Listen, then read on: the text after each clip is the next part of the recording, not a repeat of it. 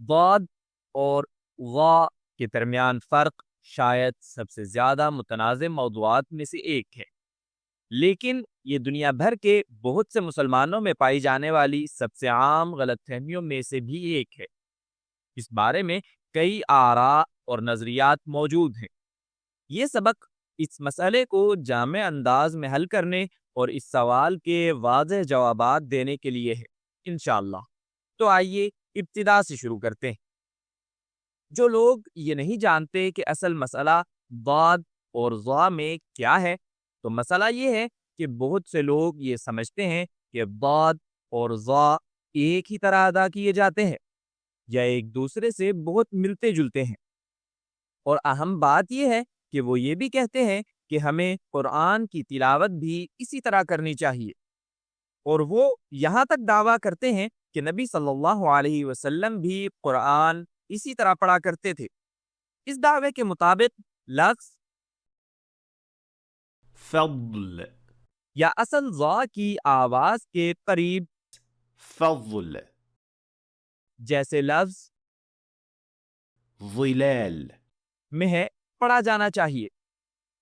یوں آخرکار دونوں کی آواز ایک جیسی یا بہت ملتی جلتی ہو جائے گی، اور وہ اس انداز کو الضاد الفصیحہ کا نام دیتے ہیں، یعنی فصیح ضاد، جس کا مطلب ہے ضاد اور ضا کو بہت ملتا جلتا ادا کرنا۔ تو سب سے اہم سوال سے آغاز کرتے ہیں، کیا یہ درست ہے؟ اور کیا ہم قرآن کریم اس طرح پڑھ سکتے ہیں؟ آئیے پہلے دوسرے سوال کا جواب دیکھتے ہیں، کیا ہم قرآن کریم اس طرح پڑھ سکتے ہیں؟ جواب بالکل سادہ ہے، نہیں، آپ قرآن کریم کو اس طرح نہیں پڑھ سکتے۔ لیکن کیوں؟ کیونکہ یہ واضح غلطی شمار ہوتی ہے، یعنی لحن جلی، جس پر ہم متعلقہ سبق میں بات کر چکے ہیں۔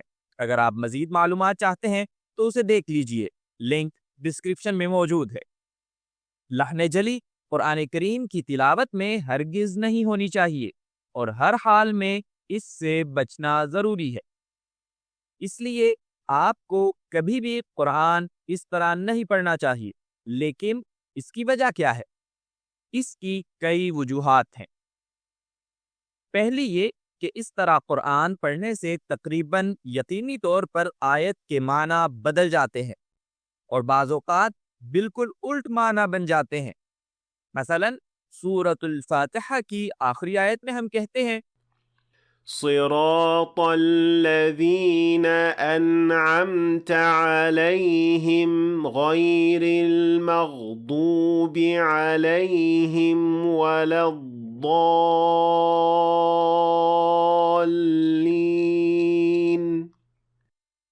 لیکن اگر آپ ضاد کو ضا کی طرح غلط ادا کریں اور یوں کہیں ولا الضالين،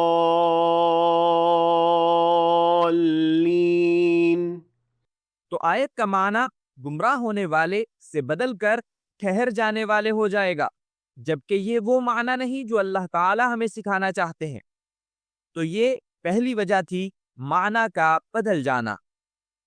تو کیا اس کا مطلب یہ ہے کہ اگر معنی نہ بدلے تو پھر یہ درست ہو جائے گا؟ یہ سوال ہمیں دوسری وجہ کی طرف لے جاتا ہے۔ دوسری وجہ یہ ہے کہ قرآن ہمیں زبانی طور پر منتقل ہوا ہے، لفظ بلفظ اور آواز با آواز، یعنی اس طریقے سے منتقل نہیں ہوا، بلکہ ضاد اور ضا ہمیں دو الگ الگ آوازوں کے طور پر منتقل ہوئے ہیں، اس لیے کہ ہمارے شیوخ نے ہمیں اسی طرح سکھایا جس طرح انہیں سکھایا گیا، اور ان کے شیوخ نے انہیں، یہاں تک کہ یہ سلسلہ نبی صلی اللہ علیہ وسلم تک پہنچتا ہے۔ اس کے علاوہ اس آیت کو بطور مثال لیجئے، یہاں یہ دو الفاظ ایک جیسے ہیں سوائے ایک حرف کے جو ضاد یا ظا ہے۔ اگر ہم ضاد اور ظا میں فرق نہ کریں اور دونوں کو ایک جیسا ادا کریں تو یہ آیت اس طرح سنائی دے گی، وجوه يومئذ ناظرة إلى ربها ناظرة۔ اور یہ یقیناً ایک غلطی ہے، لیکن ایک لمحے کے لیے فرض کر لیجئے کہ یہ دونوں الفاظ واقعی ایک جیسے ادا کیے جاتے تھے، تو پھر دو مختلف الفاظ کو زبانی طور پر کیسے منتقل کیا جا سکتا تھا اگر ان کی آواز بالکل ایک جیسی ہوتی؟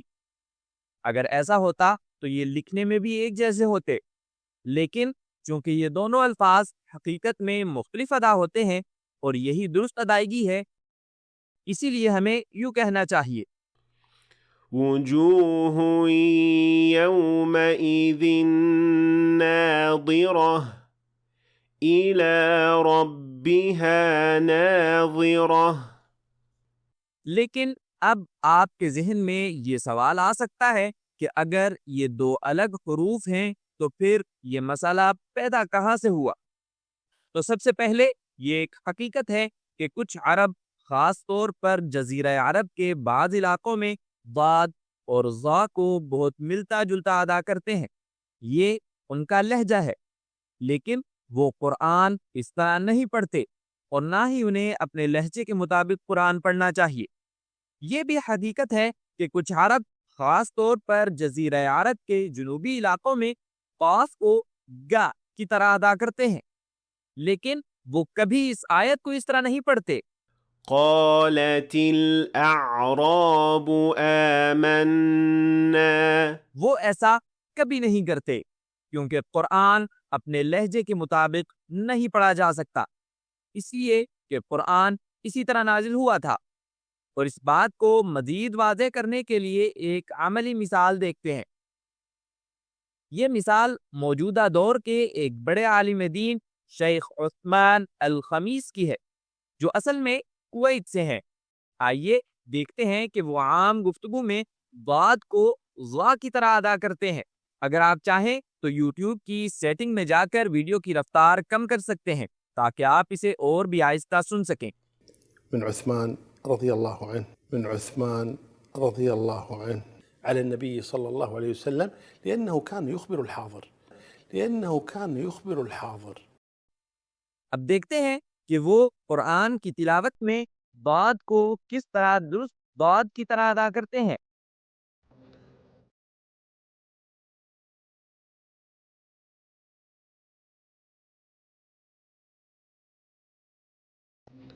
وهو الذي جعلكم خلائف الأرض ورفع بعض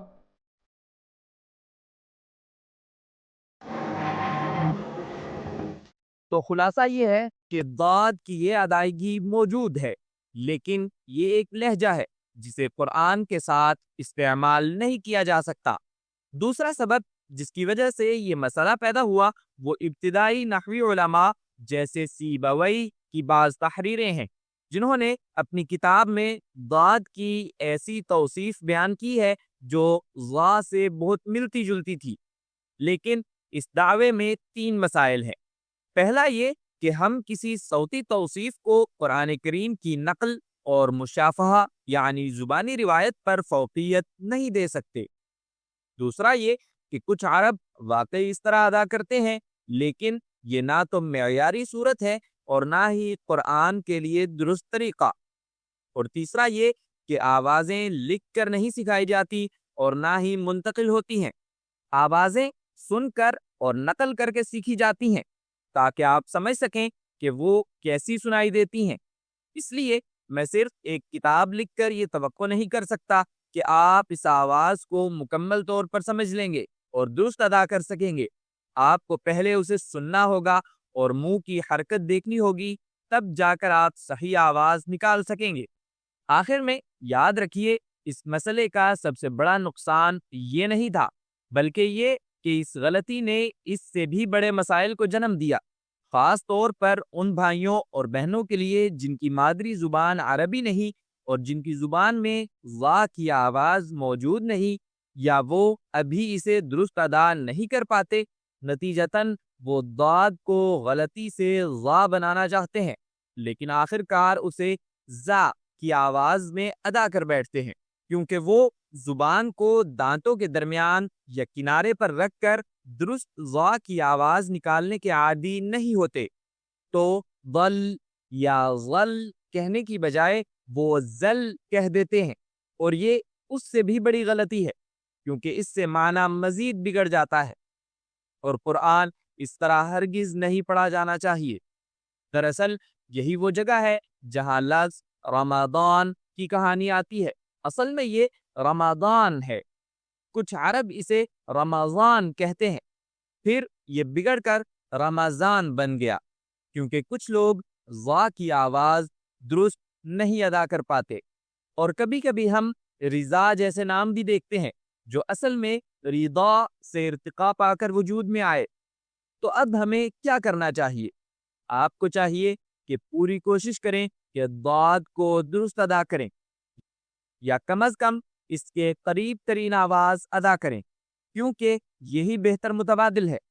اور ان دونوں آوازوں کے مخارج سیکھنے کے لیے ان سے متعلقہ ویڈیو دیکھنا نہ بھولیں، لنک ڈسکرپشن میں موجود ہے۔ دیکھنے کا شکریہ۔ مجھے امید ہے کہ آپ نے آج کچھ نیا سیکھا ہوگا۔